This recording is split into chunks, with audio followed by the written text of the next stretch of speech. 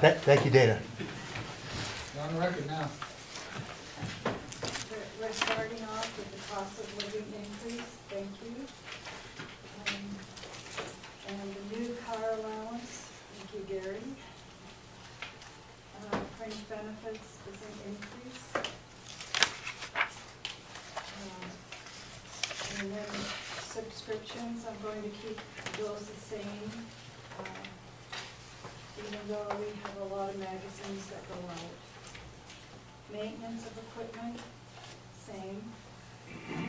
Dues and membership, same as last year's budget line.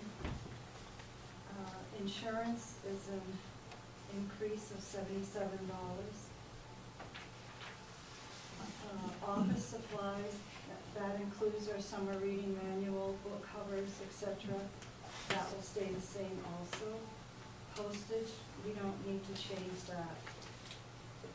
The books, I took $100 from mileage line, and books have increased in price, and that's, so I thought I would put it there. And program expenses, summer reading, we already have Judy Pancos coming, and the Lions Club generously gave us money for her. Computer expenses, they will stay the same. And this is new, I'm taking from the training line $200, putting it in DVDs. For the past, I'd say probably 6 months, 7 months, we have seen a lot of DVDs go out. And I go to Walmart, buy them from the bin, you know, and they go out regularly. We actually had one lady tell us that she's already seen all the movies we have, but she doesn't mind seeing them again. So, there you go. Fuel. Is that this? Fuel. Fuel went down. You don't have to. Went down. Electricity went up. Sewer and water stay the same. Maintenance of building, the slate roof is still falling off. AJ and I have talked about it. And the back and front walkways, we're gonna do that, right? We're gonna put that out to bid so we can finally fix that problem this spring. And we already have the steel rack, it's in place. It's not, you know, screwed down yet to the floor, but it's there, so. Any questions? Anybody have any questions of Sarah? Sarah, are there any things coming up that you haven't mentioned in here that we don't know about that might be possible increases in expenses or improvements that you see that might be necessary? We're changing from Athena, book systems, to Atrium, and that is going to be costly. We have already paid that, the original price, and it'll be $999 yearly. What else have we done? We bought a new computer for the upstairs main desk, and we already had a monitor, so we just bought the main computer for that. And that's been paid for. Can you think of anything? Well, as far as the new book management software, this allows us to go online so that people can look at our inventory online, which they have not been able to do. And there's been quite a demand for that, you know, so they don't have to come in and check to see if we have a certain book. They can look it up at home. We also, the other thing is we have a website. We finally went to a pro for designing our website. We've been doing our own. And so that's a little bit of an item too, but it just looks a lot nicer. And it's easy for us to get things changed around as well. So security services to update it every month. We can just email them and tell them what we want on it, and they can put it on for us. And who's doing that? Philip Crandall Meyer. It's from Sydney. Is that, are those expenses in here already? Those are already, yeah, those are Already new things that taken we, care of. but nevertheless, some of that is annual, you know, it's gonna be charges from now on for Yeah. these things too, so. And the computer budget. On the books, are they digital books or are they regular They're books? regular books. All regular books, that's the bound books. Right, we have through Maine State Library, the ability, and actually on our new website, you can just click on and you're there. So the 12,000 is to buy Books. new books. Do you have do you use the New York Times bestsellers or what do you decide? We have Lisa. That's good enough. Yes. She researches all the books. and Okay, She's very good at it. Yeah. and good, We're a team. good. Thank you, Sarah. Okay.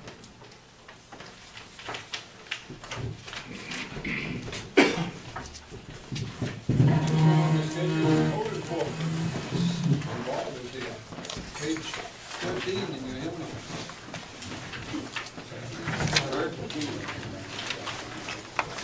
This is the policeman here, huh? I'm gonna stand just in case anybody tries to catch me, I'll get out of here. We've all got a copy, I believe, of the budget. The only real change I have in this whole thing, everybody's got their 1% COLA. For Doug Mather, this is my year to get a replacement of the computer. So that jumps to $1,000.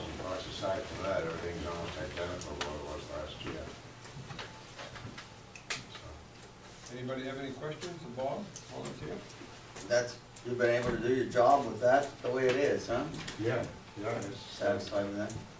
they say I'm overpaid anyway. Well, we know that. I said that to him, and he says, we're all underpaid. Yeah. Yes, No, it's a tight budget, but that's the way it should be. you don't need any help. No. If I do, you folks will be the first to know. I need some help with my poor wife. Well, yeah, You we're know, not gonna go home, I don't think. no, I'll stay right here, I'll go and take care of her. So I guess we're all set. Any other comments No or questions, questions? thank you, Bob. Yeah, you're welcome. Good to see you back in action, old chap. Yeah. Good. Okay. I'll see you all. Yeah. Bye-bye. Fine, next on the agenda.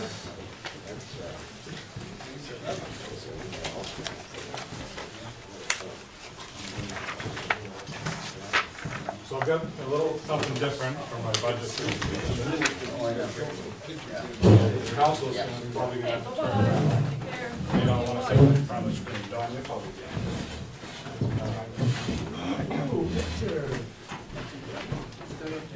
Jerry promised me this was come back on.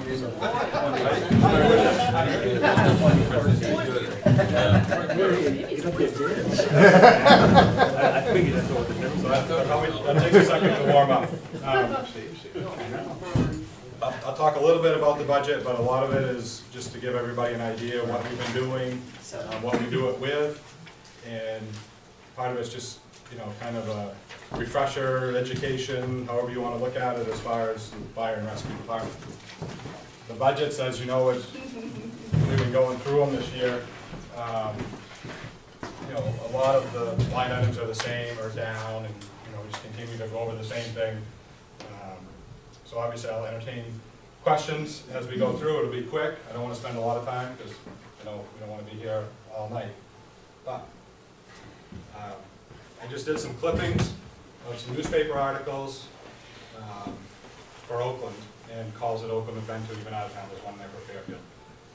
This is just since the beginning of the year. This is just since January 1st. This is Oakland in the paper with multiple fires, critical car accidents, and mutual aid calls out of town as well. So this budget specifically, the budget is down almost 1%, just under 1%, equivalates to about $2,000. With the budget being down, there are increases of 120 hours for per diem. Basically, that 120 hours will allow there to be a second person at the station on my regular vacation days. This last week I was on vacation. I haven't gone through all the calls we've had yet, but I've come probably halfway through the calls we had, which is around 30. And I've come across 3 that already that there were only 1 person that responded to the call. Utilities and insurance are down, just like everybody else's budgets. On the rescue side, I've increased hours slightly to accommodate pay for training hours. To maintain our EMS licenses, the state is increasing the number of hours that we need on a 3-year cycle. So I broke it down to how many extra hours they would need each year, so there are additional hours for training, because the members do get paid for training. And then I put in an extra $1,000 for an EMS training coordinator, and Allie's been doing that for me for the last couple of years, volunteering her time. She maintains all the training records. She submits for credits, because we have to submit to the regional offices the training that we're going to do. That has to be done 7 days in advance, it has to be approved, you have to get the roster sent back. Once the training is done, the roster has to be sent back to the regional office within a certain amount of days, or it's like the training never existed. So she takes care of all that. She lets people know how many hours they have. She lets people know how much more they may need. She prints off applications when people are coming due. So she does a lot for that. So I've just put in to pay her, basically end up being $250 a quarter.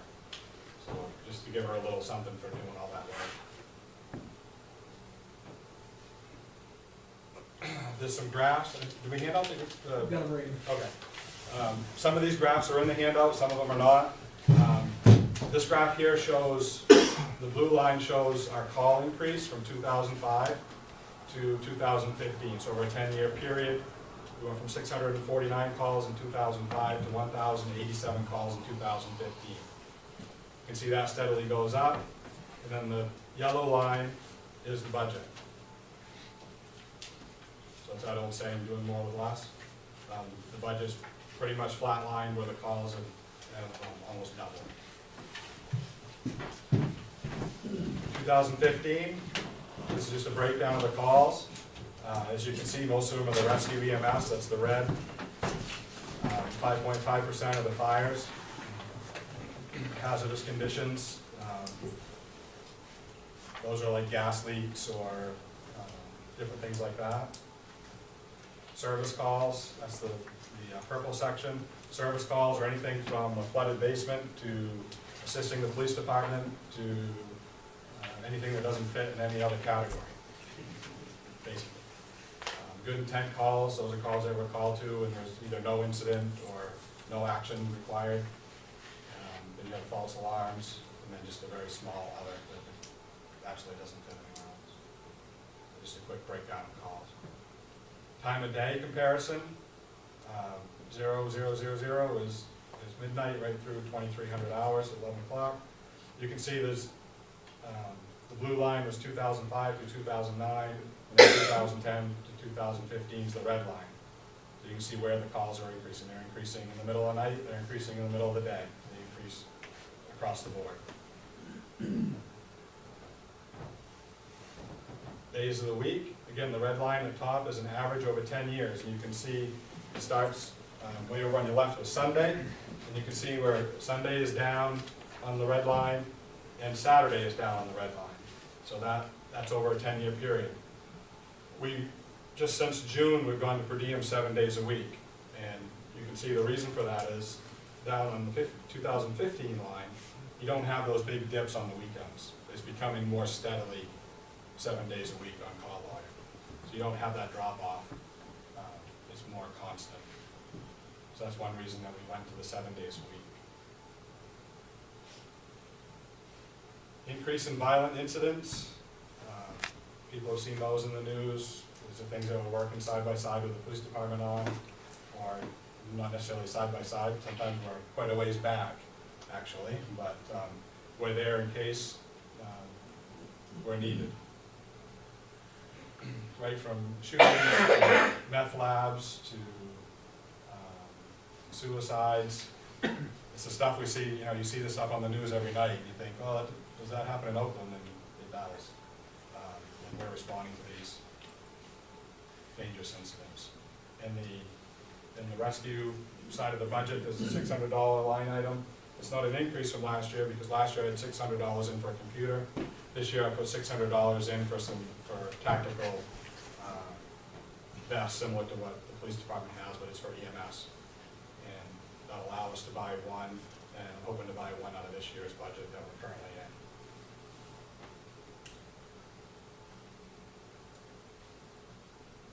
Services and responses. Everybody kind of knows what we respond to as far as fires, but we also hazardous material incidents, rescues of all types, medical calls. We have confined space trained members, carbon monoxide calls, fire alarms, severe weather, gas, oil spills, leaks, any type of hazardous conditions. There's a lot of different things that we do. In order to do that, there's training requirements, and they're kind of a summary of those there. Your initial firefighter training, 240 hours. Hazardous materials training, 24 hours. Driver operator, 60 hours. Pumps, 16 hours, and that's pumps on the trucks. Emergency vehicle operations, 16-hour course. Emergency medical technician, your EMTs, another 120 hours. So that's all your initial trainings. And then you have your annuals to maintain and keep up on everything. Bureau of Labor Standards, that's your bloodborne pathogens, your respiratory. Driver training, 12 hours. Officer training, 12 hours. Hazardous material refresher training, SCBA refresher training. Confined space refresher. And then down on the bottom, the EMTV, that shows the increase in the number of hours. So the members now are going to need 50, the basics, which is where we're licensed at. We need 52 hours of continuing education every 3 years. Some other things that we've been doing, we offer CPR classes. We have 4 trained CPR instructors, and over 2015 they offered 9 classes. We did training for bedside manner, we've done training for Fabian Oil, we've done training for Early Bird. We've done fire extinguisher training. We also did CPR training at the school, and they've asked us to come back and do some more. Fire extinguisher training. We've been working to get some AEDs in the community. People have probably seen there's one at the Early Bird. Valley Distributors worked with us last year, and they've got one out there now. And we do checks, we do monthly checks on those. Different events, whether it was Oak Fest or different events at the schools. Fire prevention programs, contingency and emergency planning. Just some more news articles of the shortages of firefighters across the state. Again, probably all things that people have seen. You know, we're no exception here in Oakland. So these are four different media outlets with headlines that they printed. Just to break that down a little closer to home, the chart here shows basically what the graph shows, but in 2005, we averaged 12.5 responders to fire calls, almost 4.5 to an EMS rescue call. In 2015, we averaged 6.3 members to a fire call and 2.5 members to an EMS call. So that's over a 10-year period. It's been cut in half. The number of responders that we have. Now, fires, that includes all fires. If I just ran structure fires, that number would be higher, but it would also be higher in 2005. So this is car fires, brush fires, trash fires, any type of fire that we may have. So you can see how that number steadily decreased. 2008 it was about 9, 2013 it was 6, 2015 it ticked up a little bit, but relatively the same. One reason for that I believe is that right now 33% of our roster is shared with other fire departments, meaning that they're on more than one fire department. So we have people that are on the Waterville Fire Department, we have members that are on the Fairfield Fire Department, we have members that are on the Belgrade Fire Department. And so when you have your fires or your major events, you've got to draw from more towns to get the people that you need. because you've duplicated your personnel.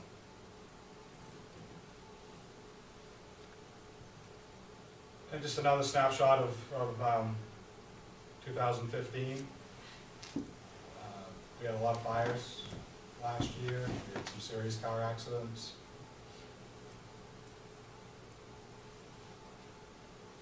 That just shows some of the headlines that were in the newspaper. We're as busy, a fire department, as Winslow, almost as busy as Fairfield. In 2015, I did a survey. The interesting fact on there was 46% on that survey, the public survey, responded that they believed that our station was staffed 24 hours or 12 hours, 7 days a week. The actual staffing at the time was 8 hours, 5 days a week. And currently we're staffed 8 hours, 7 days a week. And the other interesting fact was 61% believe we responded to fewer than 750 calls annually. And we've exceeded 1,000 calls since 2013.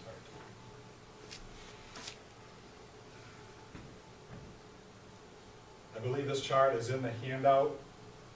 The update that I made to this was I was able to get information from Sydney, so I added it in. It may not be on your handouts.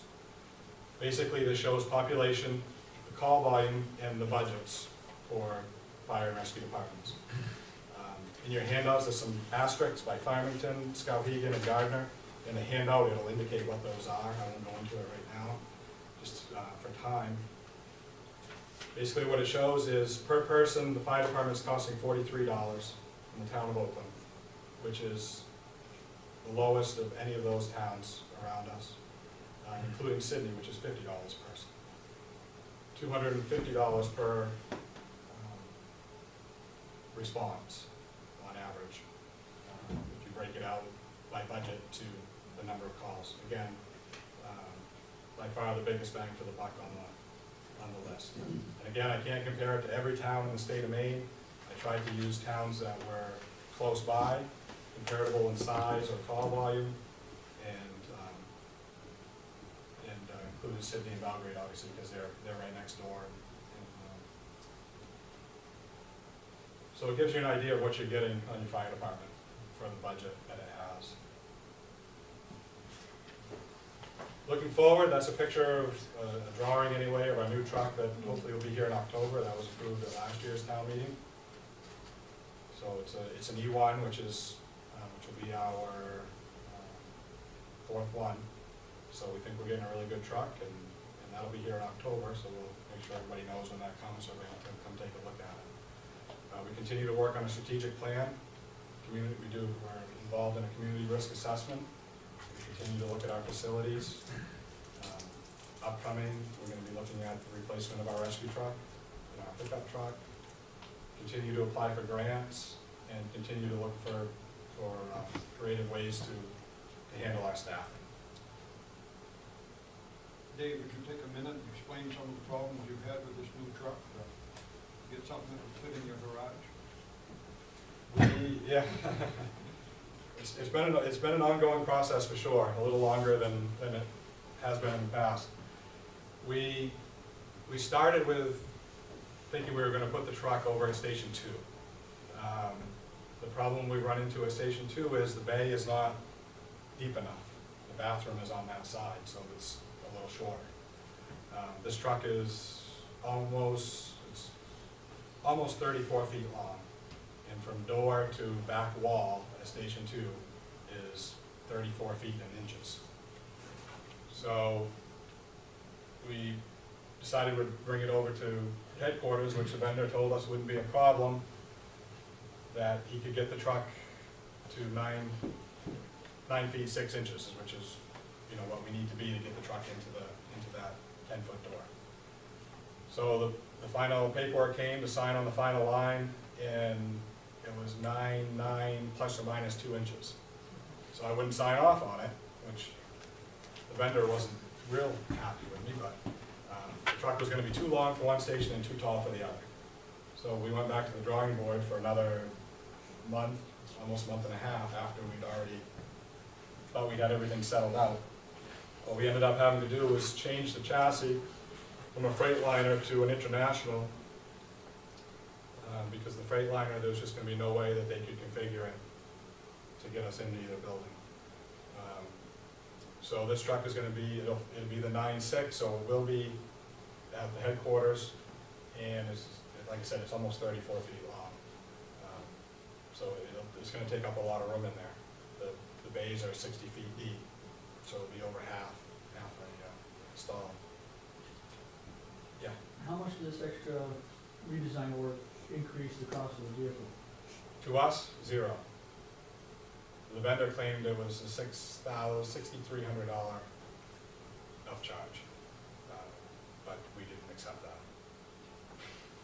So for us, to the town of Oakland, it's the same price that we signed on when we agreed to the price. So which is right around $286,000. So there was no change in price to us. So yeah, thank you, David. And that's one reason we're looking at October now instead of August or early September. It's kind of been delayed, but you know, we're still going strong with our old engine 3.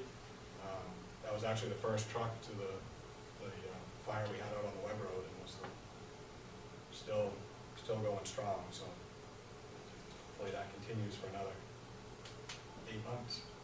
So. I have a question. Yes. How come, like homeowners and stuff, how come that doesn't cost the cover of the fire call when they have homeowners on their property? Why wouldn't they reimburse the town for services if they reimburse the house? I mean, I was just a random question, but. I don't know. There are some, I know there are some departments that bill, like car accidents. But I've never heard of anybody billing for. I was just wondering if you Yeah. protect your property, why wouldn't it pay that such a minute Right. amount to have it taken care of? And that, you know, that price per call is an average. Right, You know, obviously a structure fire costs us a lot more than but if you're the EMS run. but as basically an showing average. like a $254 per call, and you're saving a $300,000 or $400,000 house, I don't understand why the insurance company doesn't kick it back. You could send them a bill. But you need staffing to bill. No, I know. Doug? You know, but it all, you know, you need the reporting, you need the staffing, you need people to be able to do all that. Right. Yeah, so I guess it could be a possible revenue stream. If they I didn't pay. come up with that idea. So.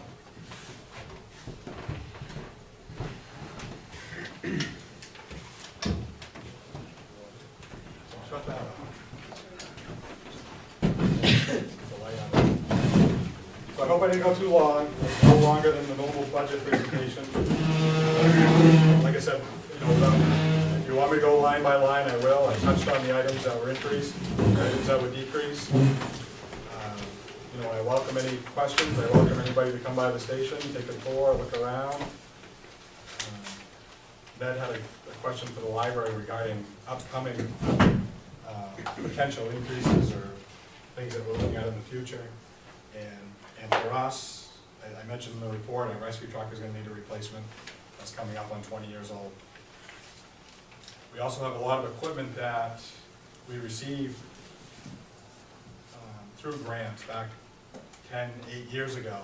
That equipment now is getting some age on it, some use on it. It's costing us more to maintain the equipment that we have. So over the next couple of years, we may see the maintenance line item tick up a little bit, just to maintain some of the equipment that we have. Right now, I have 2 grants, 2 large grants that are been submitted. One is for a rescue truck, and one is to replace our air packs that are also 10 years old. The council approved me applying for those grants. If we happen to get one of those, you know, we're looking at close to $150,000 coming our way for equipment or vehicle replacement. Very competitive, there's no guarantee, but, you know, they've been put out there, so that's the first step. You're not gonna get them if you don't apply, so. What about the AEDs? How long do they last, and are they costing, what are they costing, and how do we get those? We have some that are probably around 10 years